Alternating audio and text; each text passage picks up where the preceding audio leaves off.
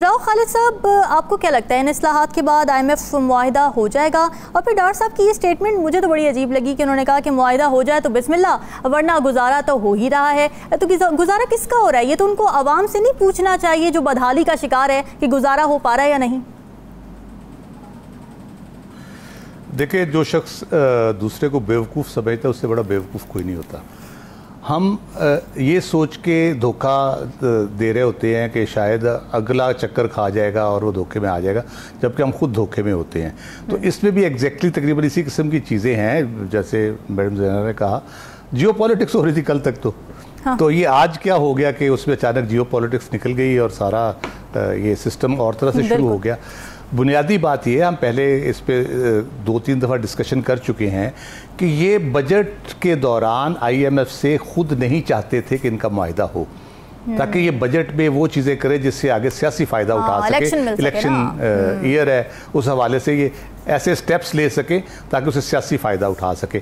अब at the fake end of their government अब ये इस मुआहिदे को आखिरी दिनों में जाके, जून क्लोज होने जा रहा है, आपका 9th रिव्यू ज़रूरी है कि आप करें अभी 30 जून से पहले उसको आपको मिले, ताकि $2.6 बिलियन जो आपके रहते हैं उनमें से 1.2 बिलियन मिलेंगे और फिर आगे चल पड़ेगा सिलसिला ये। तो ये जानबूझ के इन्होंने इसको लटकाए रखा और अभी जाके अचानक ये चीज़ें, ये बिल्कुल पहले हो सकती थी, क्यों नहीं हो सकती थी ये सारी चीज़ें। 200-300 बिलियन डॉलर का भी आपने उनको बताया है कि जी 300 बिलियन हम 200 आप कट करेंगे गवर्नमेंट का, जो मैं I doubt seriously government expenditure cut करने का इनका कभी कोई इरादा नहीं रहा। दावे करते रहते, करते नहीं है। $100 बिलियन टैक्स लगेगा और वो बकौल डार साहब के गरीब आदमी पे कोई असर नहीं पड़ेगा, आम आदमी पे, आम आदमी पे कोई असर नहीं पड़ेगा, गरीबों का तो जिक्र ही नहीं करते। अब 90% आम आदमी है पाकिस्तान में, ठीक है, तो 10% से आप लेंगे तो वो क्या, वो उसको आगे शिफ्ट नहीं करेगा, आगे पास ऑन नहीं करेगा, किसी सूरत में भी करे, प्राइसेस की सूरत में करे, किसी और सूरत में करे, वो पास ऑन करेगा। अगर आप लेवी बढ़ाते हैं उसका आम आदमी पर असर नहीं होगा। आप बाइक्स गिने पाकिस्तान में कितने छोटी गाड़ियाँ कितनी हैं, तो उसका आम आदमी भी पड़ेगा। जनरेटर है और बहुत सी चीज़ें हैं छोटी मोटी जिस पे सारा ये चीज़ें यूज़ होती है, फ्यूल एनर्जी आपकी होती है, LPG वगैरह, बाकी चीज़ें जो आपकी होती हैं, वो सारी चीज़ों पे इम्पेक्ट आता है। ये नया ड्रामा शुरू कर देते हैं, आम आदमी को कुछ भी नहीं होगा उससे। बुनियादी बात ये है कि आपने 10वां रिव्यू, आप 9th रिव्यू कंप्लीट करेंगे, आगे 10वें और 11वें में भी जाएंगे यकीनन, क्योंकि जो इकोनॉमिक सिचुएशन है वो सबको पता है कि क्या होना है आगे 4-5 साल 6 साल। जिस तरह से आपने जो बाकर रजा साहब ने जो उस दिन कहा था कि ये पेनफुल होगा और प्रोट्रैक्टेड होगा, जो रिवाइवल का आपका प्रोसेस होगा, जो सूरत हाल में अब आप हैं, तो उसके लिए एक तो लॉन्ग टर्म पॉलिसीज आपको चाहिए, जो हमने कभी कोशिश ही नहीं की बनाने की। वो लॉन्ग टर्म पॉलिसीज और फिर उस सस्टेनेबल हो और उनमें कंटिन्यूटी हो। अब कंटिन्यूटी कैसे आएगी? कंटिन्यूटी आपकी आएगी सस्टेनेबिलिटी और कंटिन्यूटी पॉलिटिकल स्टेबिलिटी से। अब पॉलिटिकल स्टेबिलिटी की हालत सबको पता है पाकिस्तान में क्या सूरत हाल है सियासी तौर पे। वो जब तक ठीक नहीं होगी सिचुएशन, आप भले कुछ भी कर लें, ये लफ्ज़ों का गोरख धंधा रहेगा। बजट और IMF के मुज़ाकरात और बाकी चीज़ें, ये सिर्फ बेवकूफ़ बनाने के लिए तकरीरें होती रहेंगी और बात से बात निकाली जाएगी, टेलीविज़न प्रोग्राम्स होंगे, डिस्कशंस होंगी, नारे लगेंगे जलसों में, और होगा कुछ भी नहीं। उसी हालत में डे बाई डे हम धंसते चले जा रहे हैं माशी तौर पे, जिस दलदल में, उससे बचाने वाला हमें कोई नहीं है।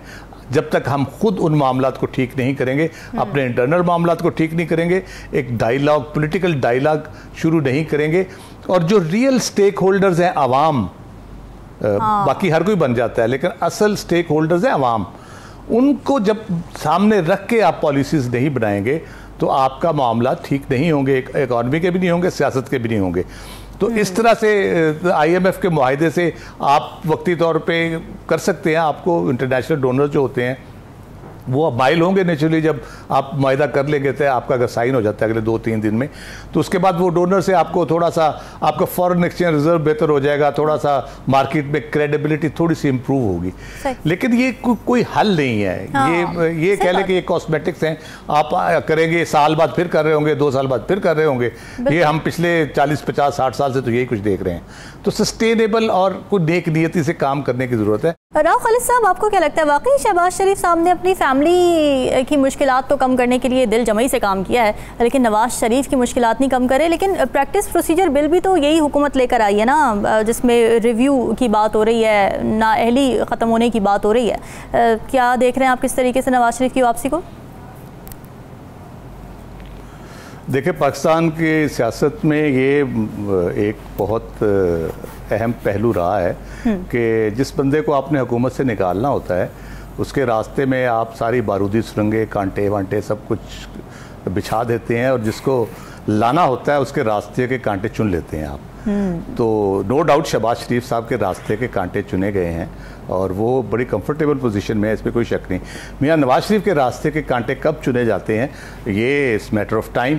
अगर नवाज शरीफ साहब ये समझते हैं कि पाकिस्तान में कोई ऐसा मंजरनामा हो गया है कि उनकी वापसी के लिए राह हमवार हो सकती है, मेरा नहीं ख्याल सर 10 की ऐसी सूरत हाल मौजूद है, क्योंकि सबसे बड़े स्टेक होल्डर्स इस वक्त जो हैं सिस्टम में फॉर ऑब्वियस रीजंस, वो नवाज शरीफ या कोई और पॉलिटिकल लीडरशिप नहीं है। जो सबसे बड़े स्टेक होल्डर्स हैं उन्होंने आगे फ्यूचर में मुआशी और सियासी सूरत हाल को मद्देनज़र रखते हुए आइंदा आने वाली हुकूमत के हवाले से, मौजूदा सिचुएशन के हवाले से और इंतखाबात के इनेकाद के हवाले से उन्होंने डिसाइड करना है। जब तक वो डिसाइड नहीं होता, मियाँ साहब के लिए कोई ऐसा सूरत हाल पैदा नहीं हो सकती जिसमें बहुत कंफर्टेबली डिसाइड कर सके कि वो पाकिस्तान आएंगे या पाकिस्तान की पॉलिटिक्स में कोई बहुत एक्टिव रोल प्ले करेंगे। लंदन में तो उनको ये आसाइश थी कि वो आते जाते बात भी कर लेते थे, शायद दुबई में उस तरह की ना हो, क्योंकि दुबई में पब्लिक पॉलिटिक्स इस तरह करना दूसरे मुल्क के लीडर का बैठ के मुश्किल होता है। ये हो सकता है यहाँ से कुछ हमारे दोस्त जाके उनके इंटरव्यूज़ कर लें, उस तरह से वो अपना पॉइंट ऑफ व्यू पेश कर सके। कंसल्टेशन में लोग कहते हैं बड़ी आसानी होगी उनको, यहाँ जब आएंगे तो उस तरह से वो करेंगे। तो अगर तो वो उन स्टेक होल्डर्स की मर्ज़ी के मुताबिक चलते हैं, अपना पोस्चर उसी के मुताबिक रखते हैं तो ठीक है। अगर वो समझते हैं कि नहीं ये मौका आ गया है कि अब वो उनको मैदान में कूद पड़ना चाहिए और वो पाकिस्तान में आके पॉलिटिकल मूवमेंट लीड कर लेंगे या अपने कैंपेन लीड कर लेंगे, इंतखाबी कैंपेन, तो उसके लिए ये ज़रूरी है कि इंतखाबात का ऐलान हो। तो जब तक इंतखाबात का ऐलान नहीं होता उस वक्त तक मियाँ साहब की स्ट्रेटजी क्या होगी, मेरे ख्याल से तो वो वापसी की तो नहीं होगी। इंतखाबात का ऐलान होगा, फिर एक जो इल्ज़ाम, मैं तो उसको कहता हूँ, उसको कोई उस तरह से नहीं लेता कि कोई उसमें हकीकत है कि जी वो इंतज़ार कर रहे हैं कि नए चीफ जस्टिस आ जाएं तो फिर वो पाकिस्तान वापस आएँ। तो ये बड़ी डिस्क्रेडिट करने वाली बात है जो आने वाले चीफ जस्टिस हैं उनको। तो वो इस किस्म की चीज़ें हैं जो मार्केट में डिस्कस होती हैं ऑब्वियसली, लेकिन मियाँ साहब के लिए बहुत आसान नहीं है। पाकिस्तान में किस किस्म की सिचुएशन सूट करती है मुख्तलिफ हलकों को, तो उसके मुताबिक हर बंदे की फिर हैसियत जो है ना वो डिफाइन होगी। उसमें पीपल्स पार्टी भी है, उसमें पीटीआई भी है, उसमें नून भी है, बाकी पॉलिटिकल स्टेक होल्डर्स भी हैं। लेकिन अभी इनके हाथ में ये नहीं है डिसाइड करना कि पाकिस्तान का आया इलेक्शन अर्ली होंगे, टाइम पे होंगे, 6 महीने बाद होंगे या कब होंगे। ये मेरा नहीं ख्याल कि ना हुक्मरानों के इख्तियार में है, ना किसी सियासी जमात के इख्तियार में है। ये जो पाकिस्तान के मफाद के लिए सोचते हैं ये उन्हीं के इख्तियार में है और हमें इंतज़ार करना होगा।